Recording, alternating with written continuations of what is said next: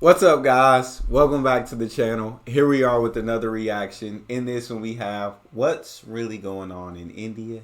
Can this continue? Before we dive in, if you guys happen to enjoy, please don't forget to smash that subscribe button, give the video a thumbs up. Let's find out what's happening in India. One airline suddenly buying almost 500 aircraft is, well, incredible, especially right after a pandemic. But do you know what's even more incredible? What's that? Another airline in the same country, then buying another 500 aircraft just a few weeks later. So, what's going on in India? What's causing these airlines to place such humongous orders, and what exactly does this mean for Boeing and Airbus? Stay tuned.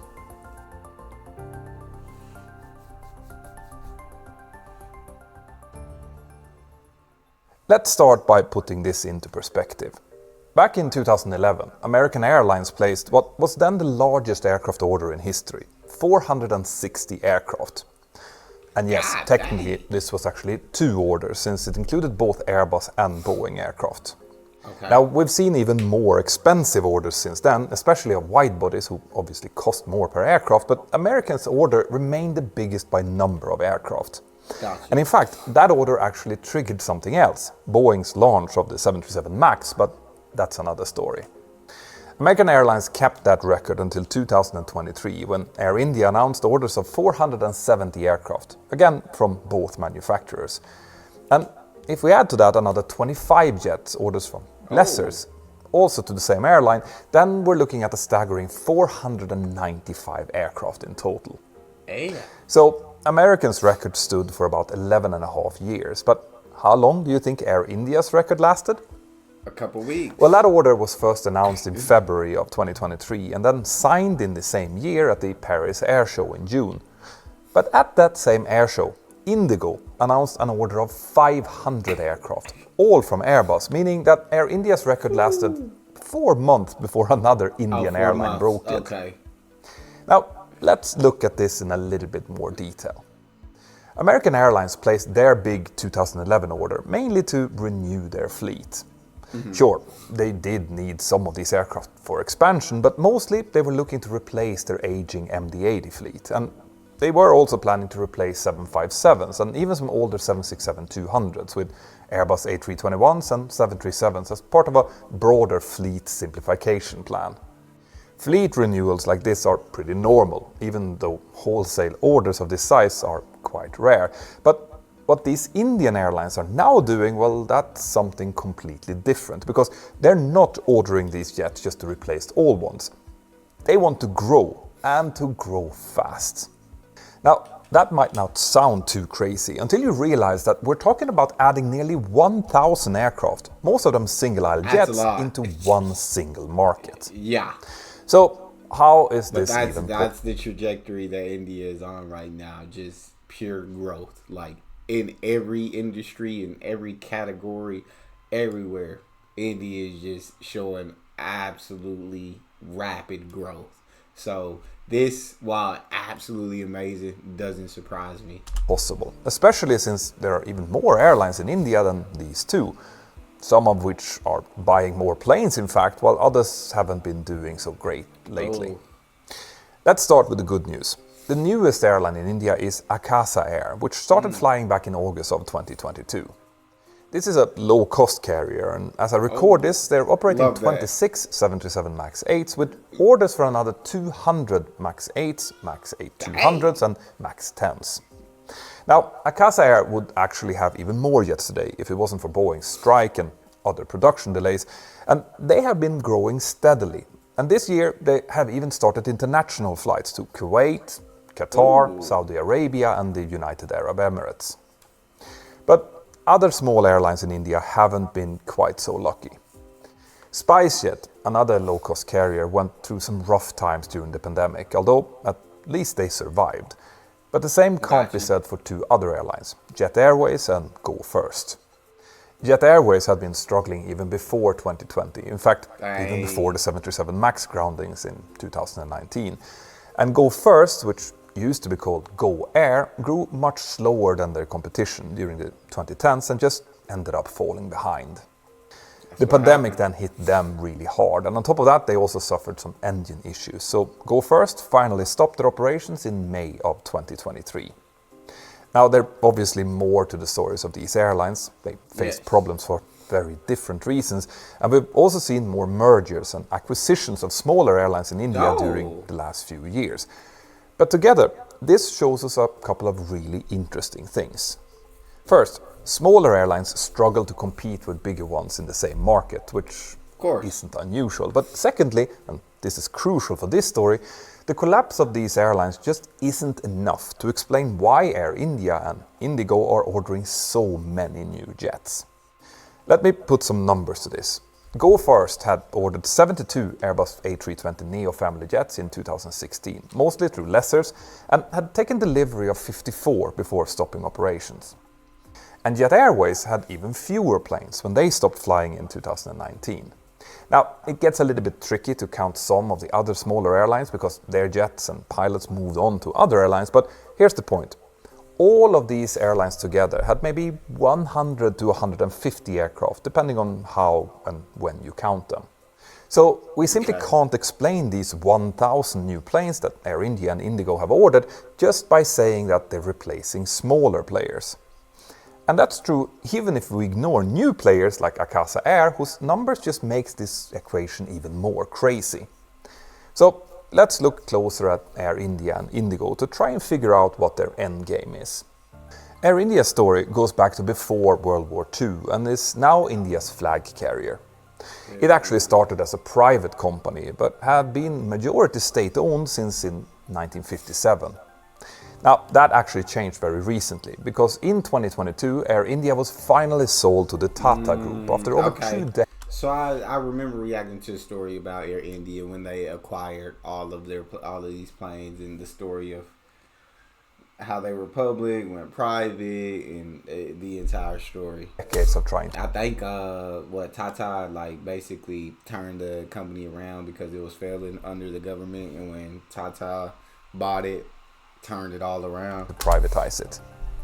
And the sale to Tata had a kind of a poetic symmetry to it, since JRD Tata actually was the original founder of the airline back in 1932. The sale wasn't that simple though. It involved not just Air India, but also its low-cost subsidiary, Air India Express, and the Tata Group already owned Vistara, another low-cost carrier, plus they had a controlling stake in Air Asia India. Dang. So today, the entire group, including Air India and Air India Express, has 300 aircraft. Okay. Now, Air India's new owners have been quite direct about the state of the airline's fleet. It needs, let's say, a little bit of love and attention. TLC. Many jets need their interiors completely refreshed, which isn't going to be cheap, and some aircraft will need outright replacement. But even that doesn't explain the record-breaking order that we saw last year. Now, to understand why India's airlines are so eager to change and grow, we need to look at how India itself is changing, particularly their plans for aviation and what this means for their neighbors and aircraft manufacturers. But before I get to that, this push for change is not limited to just airlines and airports.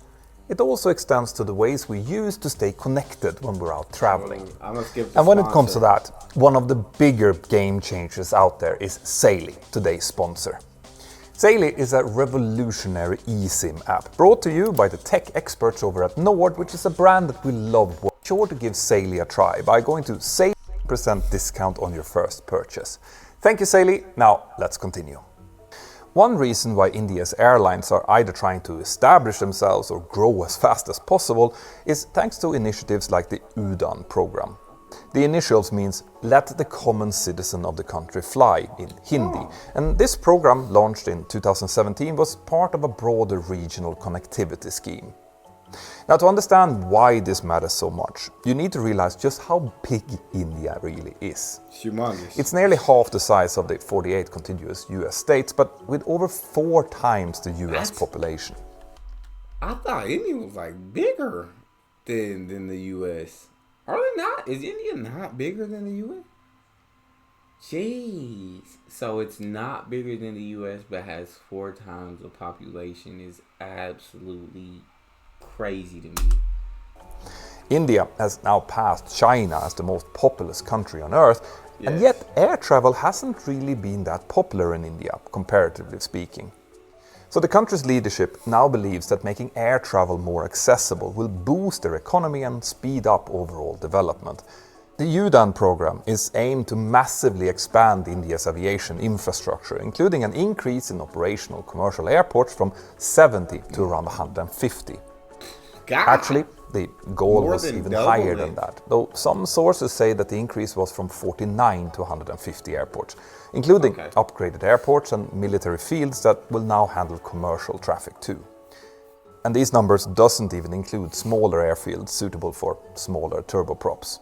The program is quite extensive, laying out how and where airports can be built, plus taxation and other incentives to help make routes profitable for airlines. Now, the problem has had some issues, particularly with the smaller airports, but what's important to understand is that UDAN is just part of why Air India and Indigo are ordering all of these new jets. You see, India is right now completely changing how it handles air travel, both domestic and international. Take New Delhi, for example. Indira Gandhi International Airport recently got an extra runway and other upgrades to handle more traffic. But on top of that, they're also building a completely new airport called Noida International or Jewar Airport, which should start operations next year.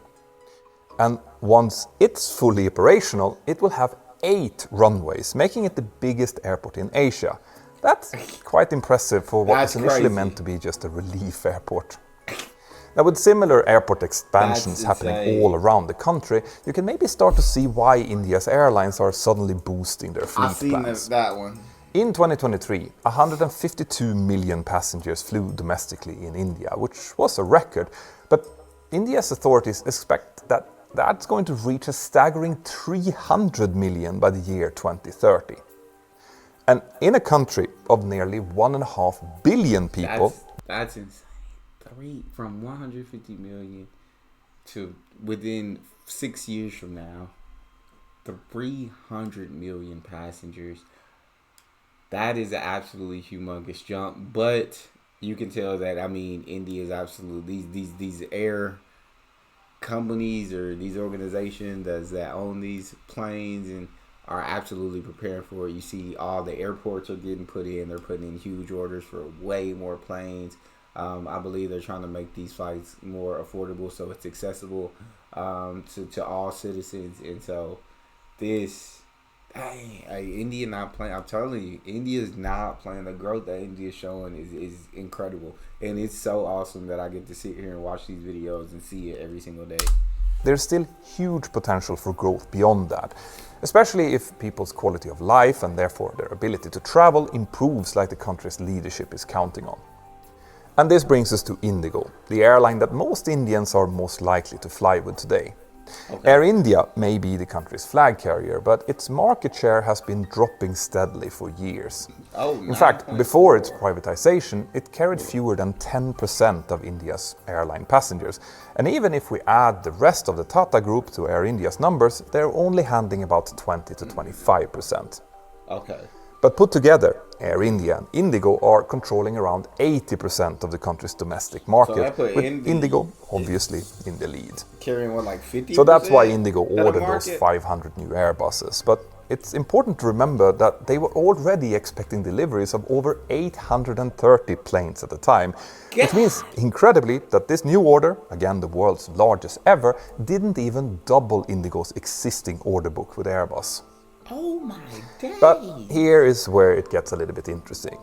You see, rapid growth in an industry can become a bit unstable. It quickly gets very competitive, and sometimes that can make things quite messy, especially when you combine it with something like a pilot shortage, for example. In September last year, just as Air India and their new owners were getting to grips with the new situation, Akasa Air got quite an unpleasant surprise. Over 40 of their 450 pilots just suddenly quit at the same time. Now, technically, this was against Indian Aviation Authority rules, which requires pilots to give between 6 and 12 months notice before quitting, which, by the way, is an unusually long notice period that the pilot unions in India are now trying to change. And understandably, Akasa Air wasn't too happy about suddenly losing 10%. But I feel like if you have to give that kind of notice in order for them to fire you, they should have to give you 6 to 12 months notice as well. Unless you was like drinking on the job or something like that immediately. But if I got to get that notice, the job should have to get that kind of notice too. Of its pilots. And they were even less pleased when they found out that many of them were immediately hired at Air India Express. Remember, Air India Express flies 737s just like Akasa Air does. Now, Akasa filed a complaint accusing Air India Express of poaching its pilots against the regulator's rules, but Air India denied that this was orchestrated, and interestingly also pointed out that a year earlier it was Akasa Air that had been poaching Air India Express pilots, back before the Tata deal when Air India's future looked less certain. That situation eventually quieted down, but it might be a bit of a hint of what's to come. Now, after last year's massive orders, you'd think that Air India and Indigo would wait a few years before ordering any new aircraft, right? Well, no. No in both cases. In May this year, Indigo and Airbus announced another order, this time for 30 Airbus A350-900s plus 70 more as options. And then in October, we learned that Air India was topping up its 470 aircraft order with another 75 Airbus A320neo family jets, plus 10 Airbus A350 widebodies, and there are now reports that they're talking with Boeing for even more. So, if anyone thought that these airlines were taking big risks with their original record orders, or maybe going after the same customers, well, the airlines clearly doesn't think so. Hence these extra orders. Now, we also have to talk about long-haul travel and wide-body jets for a moment. Air India's order last year already included some wide-bodies, 40 Airbus A350s, 20 Boeing 787s and 10 Boeing 777X to be precise. Indigo's big order last year was only for single-aisle A320neo family jets, but we already knew that they were seriously thinking about wide-bodies because even though they don't technically own any, they are operating a couple of Boeing 777-300ERs, which they've been wet leasing from Turkish Airlines. So why are they doing that then? Well, a wet lease, which includes the crew, isn't very efficient for long-term operations. But it is actually a really good way to either fill temporary gaps if you're short on aircraft or crew, or to test out new routes that your current fleet can't handle. And that's exactly what Indigo is doing here. You see, there's another big change happening in India's aviation landscape, which is a complete shift in attitude towards international travel. Previously, rules about which airports could handle international flights were quite restrictive, and this was partly due to airport capacity issues. But also, according to some foreign operators, because India's aviation regulators were being a bit protective of Air India. Now, it's not unusual for flag carriers to get some preferential treatment at home, and that often changes when they stop being state-owned, as with Air India right now. But there is an even more important reason for these changes, and to understand it, you need to look at India's position in Asia and compare it with the Gulf states. It just looks like there's a lot of competition absolutely happening in the aviation industry right now. And there's going to be a lot more customers that continue to continue to be able to afford flights as the quality of life gets better, as the economy continues to rise, more money in people's pockets, and they're going to be able to fly. And so they're stocking up, and we got airlines poaching pilots. We got some airlines getting preferential treatment, and some airlines not being happy about that. So, yeah, competition is healthy. I've always believed competition is a healthy thing. As many of you probably know, Gulf airlines like Emirates, Qatar, Etihad, and even upcoming players like Riyadh Air operate as hubs between Europe, Asia, and the Americas. And one of their most popular connecting markets is India. This is exactly the market that Air India wants to steal back from the Gulf carriers, and with enough capacity at India's own airports, they could even serve as a hub to other Asian destinations. Of course, Air India isn't alone in this strategy. Indigo has similar ideas, but course Indigo they is do. a low-cost carrier, and as we've seen with other airlines, flying both low-cost and long-haul is very tricky to get right. You see, an airline simply can't use many of the typical low-cost carrier tricks on longer routes, and we've already seen this challenge play out. A startup called Flypop tried to take advantage of cheap pandemic-era aircraft leases in order to stop low-cost long-haul services between India and the UK back in 2022. But despite some cargo-proving flights, it looks like they have now ended up returning all of their Airbus A330s to the lessors. That's why Indigo's flights with those leased 777s are so valuable. They're testing routes for their future Airbus A350-900s, which will have similar passenger capacity. But those won't be their only long-haul options. You see, among the 1,300 Airbus A320neo family aircraft that Indigo has on order, they've got 70 Airbus A321 XLRs. And these aircraft will be able to reach many European destinations directly from all over India. Now, Air India's 737 MAX 10s will be able to carry similar passenger numbers, but won't have that same range. Oh. So, where does this leave So India's what's Air aviation India industry gonna then? do?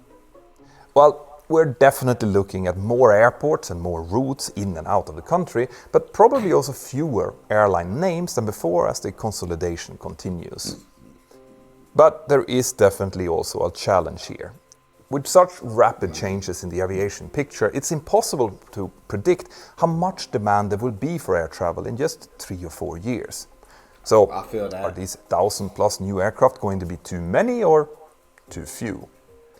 That is Just impossible perfect. to know, and this market is likely going to take years to settle. Finally, there's also a bigger picture here that could directly affect Airbus and Boeing and possibly even Embraer. Because India isn't just buying aircraft, they're also trying to get manufacturers to build those aircraft in India, or at least build some components there.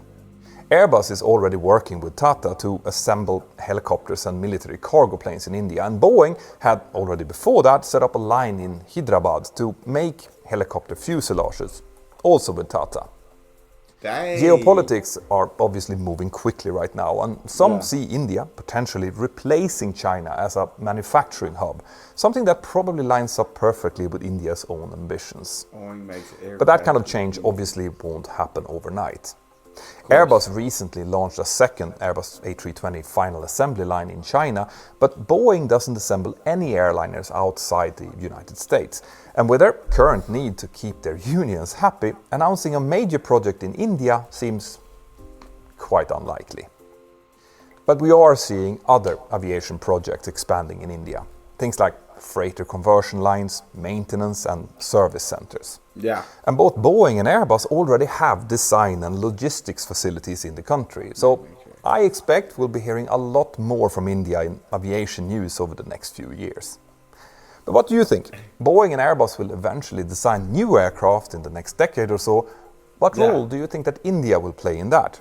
Let me know in the comments below. A big one, it sounds like. I hope you have also had time to check out our virtual Boeing 737 course, where Ben and I spend over 10 hours explaining the ins and outs of how to operate the Boeing 737 using your home flight simulators.